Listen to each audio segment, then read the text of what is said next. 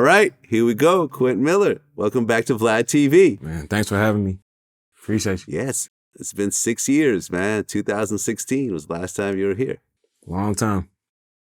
A lot has happened since last time. Yeah. A lot. Made a little bit of noise. Yeah, no, absolutely. Well, I want to talk about what I feel is the most important thing that happened since our last interview, and that was the car accident. Yeah. Oh, we did have our interview before that, huh?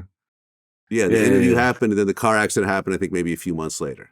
Yeah. Nah, that was a pretty traumatic event, but still here, still standing. Kids, don't do drugs. That was my Xanax popping days, man, and it could have been worse, Could have been worse. Okay, so can you walk me through exactly what happened leading up to that?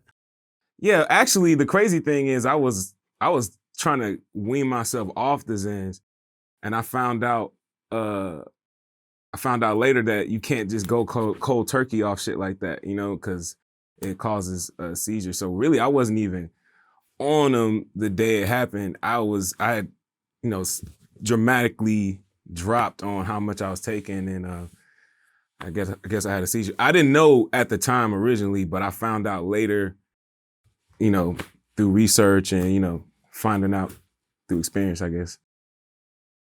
Okay, so in terms of the pop and Xans, was that something that you had been doing for a while, or was that caused from the depression of what had happened over those last few months, or what?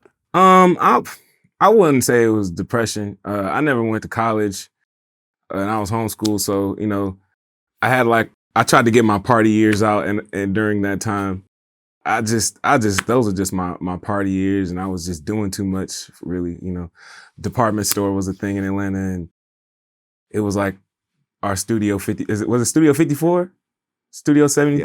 Yeah. That was my generation, Studio 54. And I was just partaking in the times, But I'm glad to see, I'm still here. Okay, so you're driving your car, then you have a seizure as you're driving? Yeah, that's what I believe is what happened.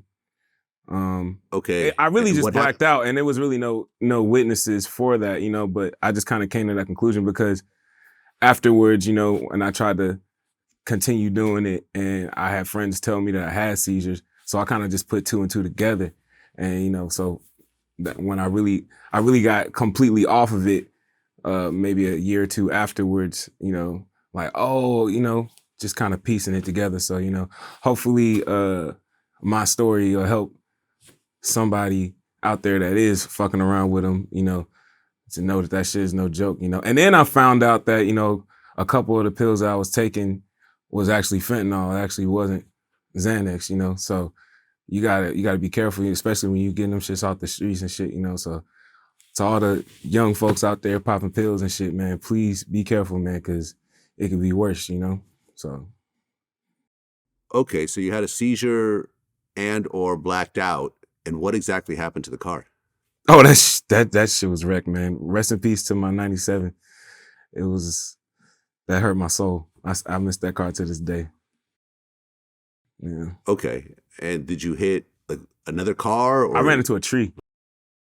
Oh. I ran into a immovable tree. Yeah. The ambulance ride was very expensive too. The hospital was really close. If I would have had any say, I would have just asked my mom to give me a ride. God damn, bro, they be charging so much for them ambulances. But yeah. All right, you black out, the car hits the tree, and when you wake up, are you in the ambulance, in the hospital? Where? Oh, when I woke up, they were putting me in the ambulance.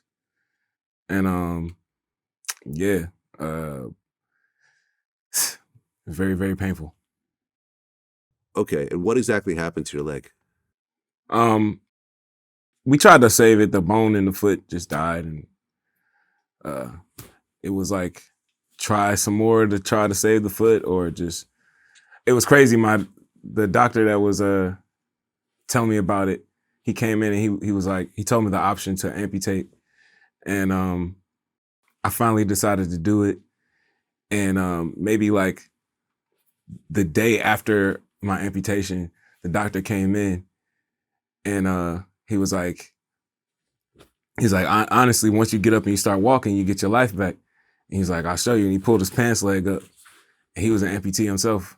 I had no idea the whole time he was coming in helping me, so it was definitely very inspirational for me because I knew like, okay, I can get back going. And that was literally my driving force. I was buying shoes online the whole time while I'm healing and shit. Like, just like, yeah, now I'm gonna get up. I'm gonna be back walking. Like, and that's what I did. As soon as I was able to get back walking, I just tried to jump back in the game and try to catch whatever little momentum I still had, and, yeah, gave it a shot, I mean, I don't think anyone really prepares himself for an amputation.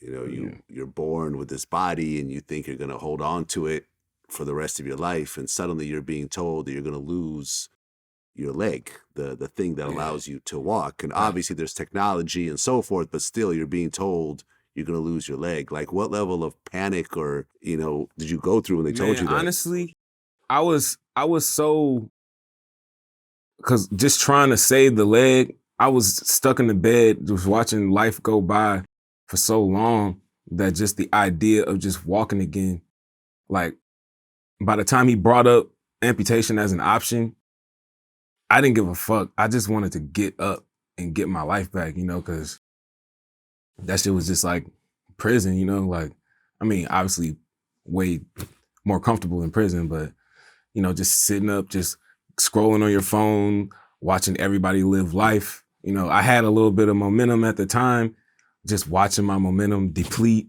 like you just feeling like, damn, like I don't want to be left out. I don't want to be, what I'm saying? So yeah, by the time that option came up and he was like, you could be walking in the next 6 months, I'm like, bet, like that's what I want to do. So yeah. Cool. But could we get a shot of the leg or do you feel uncomfortable? Oh yeah, no, I don't know if y'all can see this. Now I wear shorts and shit. I don't be giving a fuck. Like, I feel like, hey man, it's whatever. It kind of adds character to me, Yeah, I mean, I interviewed Cujo from the Goody Mob, and he went through something similar. Yeah. No, for sure. Definitely one of the first, if not the first. I'm trying to think if there's anybody else in hip hop. It's me and Cujo. Yeah, absolutely. Side How hard note, was the process? Is there more famous? Like Quentin Tarantino, I would say is the most famous Quentin. Maybe Quentin Richardson. Am I number 3? I'm like top 3 Quentins, right? Yeah, I think so. All right, okay. There you go. I hope nobody takes my spot, but for now, right. It's a little badge of honor. I thought about that the other day. How long did it take you before you could actually walk regular again with this new leg? It took me about maybe a month or so. It took about a year, 9 months to a year before it stopped hurting. Like just walking with pain. Then I don't know, because the pain really kind of lasts a really long time, maybe longer than that, because it would be off and on, especially as the leg, it shrinks. So, you got to get resized, recasted or whatever. And, when you get the new one, then it hurts more. You get used to it. Now it's at a point where, it's kind of like cruise control. But, that first couple of years, you just got to you just going through pain, just popping Tylenols and shit, I mean, listen, you seem to have a great attitude about it, because I know that a lot of people that go through similar things fall into depression, get back on drugs again, can't deal with their new reality and so forth. So the fact that you're smiling and laughing about it, I think is dope. Man, got to, man. It's like, gotta look at the glass half full.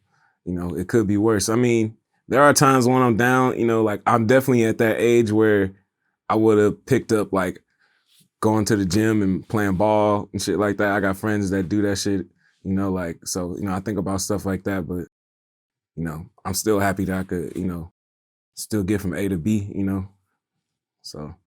Yeah, well, that's what's up, man. Yeah. Definitely inspired by your words. And I'm sure a lot of Thank you. people are as well. And I'm sure there's a lot of people that are in similar situations as you, especially Sure. people that are in the military and so forth that come back that are, have to deal with a new life. And I think Exactly. watching you will definitely inspire them. Man, I hope so. Well, one thing I didn't know in our last interview, because we went into your background and so forth, is that you and Frank Ocean were right there with each other early on. Yeah, now we both were signed to Tricky Stewart at Red Zone or whatever. And like I said, he was in California, so I would see him at like events they would have, little label events or little label parties and stuff like that. I would see him around then. And then like at the time he was Lonnie Bro. I remember like we all, they put us all in a van to go to Def Jam, and he got signed. This artist named Brian J. That he got signed. I didn't get signed, but I just kind of rolled with them, and like then we, it was. Then he went from Lonnie Bro to Frank Ocean, and he just took off. Like just seeing that was inspiring in itself, Being in that camp, it's like, okay, I'm over here with, the dream is coming in and out, and then seeing Frank turn up, so it was like, okay, like, maybe I'm in the right direction, felt like I was headed the right way. Well, yeah, I mean, you could argue to say that Frank Ocean is the biggest R&B star in the world right now. Like if he were to drop right now, considering the amount of time between releases, he would eclipse anyone, if he were to drop a brand new album right now, considering the impact that he's made before. No, he's huge, man. So seeing that is, like I said, man, that's inspirational, man. Shout out to Frank. I haven't talked to him in a long time, but yeah, man, keep doing your thing, bro.